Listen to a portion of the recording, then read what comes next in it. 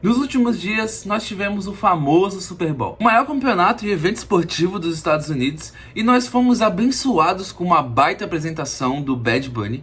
E hoje, aqui nesse canal, nós vamos destrinchar esse show, um show que foi muito bem estruturado e que conta muita história. Mesmo algumas pessoas não gostando do artista ou xingando ele, não tem como a gente negar a influência que esse artista tem politicamente no mundo. Bom, pra começar, eu já começo dizendo que tudo que aparece nesse show não é por acaso. O show já começa com um contexto histórico muito importante de Porto Rico, que é a escravidão. Porto Rico foi colonizado pela Espanha a partir de 1493. Foi a segunda viagem de Cristóvão Colombo. A população indígena Tainó foi rapidamente reduzida por doenças, violências e trabalho forçado. Com a queda da mão de obra indígena, os colonizadores passaram a importar africanos escravizados para sustentar a produção agrícola, uma história bem parecida com o que a gente tem no Brasil, né? E obviamente Porto Rico virou um dos maiores exportadores de cana-de-açúcar e de açúcar do mundo. Mas todo esse lucro obviamente nunca chegou na população. Abasteciam as maiores potências do mundo, mas essa riqueza não chegava a se distribuir pelo país. A escravidão foi abolida em 1873, porém essa abolição veio com algumas restrições. Os libertos tiveram que trabalhar compulsoriamente por um grande período, e os ex-donos desses escravos, eles foram indenizados pelo governo com dinheiro. Sim, os ex-donos, não os escravos.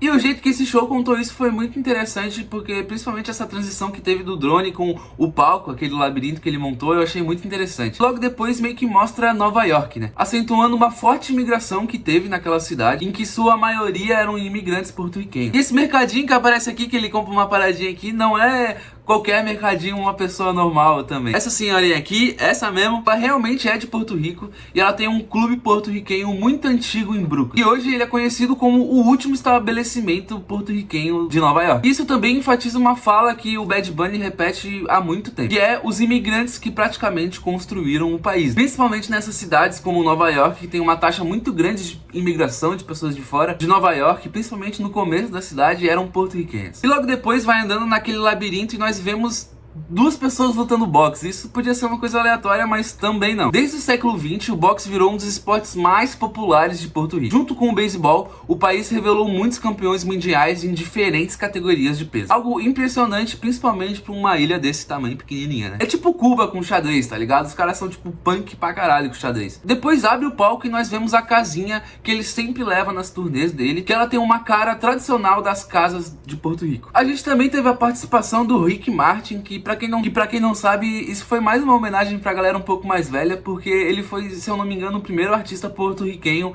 a ter um hit mundial, que é aquela lá, Viva la Vida Louca. Acho que todo mundo conhece essa música, né? Já deve ter visto em algum filme, em algum lugar. E também colocar esse artista foi uma bela homenagem à história artística do país, e a música que ele canta é meio que um protesto pedindo que não aconteça com Porto Rico a mesma coisa que aconteceu com o Havaí. E pra quem não sabe, né, o Havaí foi praticamente sequestrado pelos Estados Unidos. Isso dá um vídeo inteiro só falando disso. Se vocês quiserem mais detalhes sobre isso também, acho que pesquisem ou talvez peçam que eu faça um vídeo aqui. E também é mostrado um problema que todo mundo aqui na América Latina passa, são os problemas crônicos de energia elétrica.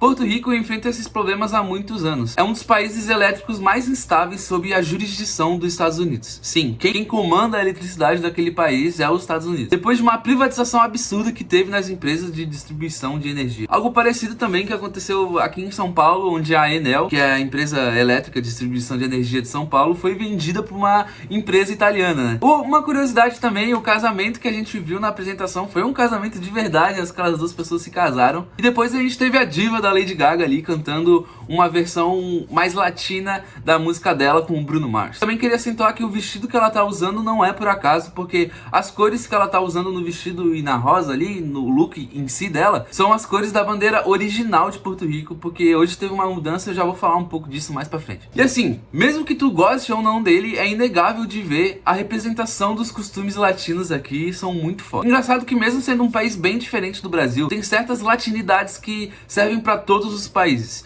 Tipo, olha a capa desse álbum, mano. Eu tenho certeza que tu tem um tio, uma avó, alguém, algum amigo do interior, que em algum canto do quintal dele tem um lugar exatamente assim. Mas aqui nesse show também mostrou algo que eu achei até um pouco engraçado, que ali na festa de casamento que teve ali na apresentação, a gente vê meio que uma criança dormindo ali nas cadeiras. E eu achava que isso era uma coisa meio, sei lá, brasileira. Eu nunca parei pra pensar realmente que isso é um costume, né? Festa de família, normalmente as crianças tipo, acabam dormindo nas cadeiras. Eu achava que isso era uma coisa não tão comum na América Latina. Eu achei muito legal ter essa representação aqui. E depois de uma baita coreografia, a gente vê o Bad Bunny saindo do mato ali com a bandeira original de Porto Rico, com aquele azul um pouquinho mais clarinho. A bandeira teve algumas alterações para se encaixar mais na estética da bandeira dos Estados Unidos. O que mudou foi o tom de azul originalmente. E pra quem não sabe, Porto Rico não é um país independente, ele é um território dos Estados Unidos. Por isso também que é tão poderoso ver um artista porto-riquenho ocupando um dos maiores palcos do mundo, cantando na própria língua, representando sua cultura e diversas culturas latinas. Em um momento global tão tenso, marcado por conflitos, polarização e avanço de discursos autoritários em vários lugares, é a prova de que como a cultura atravessa fronteiras que a política não consegue atravessar sozinha. A arte rompe barreiras, a música carrega identidade, e quando um artista de um território que nem é plenamente soberano consegue dominar o palco global, isso diz muito sobre o poder da cultura e que vai muito além de uma bandeira, muito além de um status político. É uma influência real de mudar a cabeça das pessoas. Alguns outros detalhes, né? Ele dando aquele Grammy pra aquela criança, eu achei um simbolismo muito bonito também. Foi meio que, tipo, ele dando o prêmio pra ele mesmo, mas não só isso, mas também eu sinto que meio que serve de inspiração pros jovens talentos que tem lá em Porto Rico, como tipo, mano, se eu conseguir chegar, você aí que tá com esse sonho, você também consegue, tá ligado? E foi muito interessante a aula de geografia que ele acabou dando no final ali, citando todos os países da América, porque o americano, o estadunidense, ele tem dificuldade de entender que existe continente e país, tá ligado? Ele não sabe muita diferença disso. E muitas vezes quando as pessoas falam da América, eles acham que a gente tá falando só dos Estados Unidos, mas não, a América, né, é a porra de um continente. Eu achei muito interessante ele listando quase todos, né, se eu não me engano faltou 2, mas ele listando todos os países da América e deixando os países da América do Norte por último. Aqui vem um detalhe que eu queria muito que fosse verdade. Esse velhinho aqui, esse velhinho mesmo, sim, esse cara que é a cara do Suplicy, do pai do Supla, eu queria muito que ele fosse de verdade o cara que tava segurando a bandeira do Brasil, porque ia ser uma curiosidade muito engraçada, o pai do Supla lá, tá ligado? E no fim das contas é isso que faz esse show ser tão poderoso. Não é só música, não é só espetáculo, não é só entretenimento no intervalo de um campeonato. É memória, é identidade, posicionamento cultural. Cada detalhe ali, a escravidão, a imigração, o boxe, as casas tradicionais e até a bandeira histórica do país, tudo foi pensado para dizer uma coisa: Porto Rico existe e resiste e influencia o mundo, não só de Porto Rico, mas também consequentemente pedindo respeito a todos os outros países da América Latina. Mesmo não sendo um país independente, mesmo sendo muitas vezes tratado como o apêndice dos Estados Unidos, mesmo com crises, apagões e muita exploração histórica, a arte foi lá e dominou o seu lugar. E gostando ou não do Bad Bunny, não dá pra negar o tamanho do que ele fez, colocar a cultura porto-riquenha, a cultura latina no centro do maior palco de mídia do planeta, sem pedir permissão, sem traduzir, sem se adaptar para agradar todo mundo. Isso sim é um poder cultural real. E é muito interessante de ver, conforme ele foi ficando mais famoso, com mais números, ele foi se posicionando de maneira cada vez mais radical. E no final, império nenhum segura uma cultura viva, fronteira nenhuma segura uma música.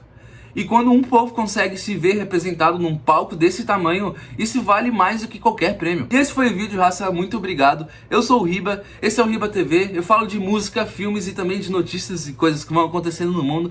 Se você gosta dessas questões, esse canal é perfeito pra você. Dá um like, se inscreve, se tiver a opção de hypar, por favor, dá uma hypada que ajuda muito. E comenta aí o que tu achou desse show, se tu acha que o Bad Bunny é ruim. Comenta aí o que tu acha aí, muito obrigado e até a próxima.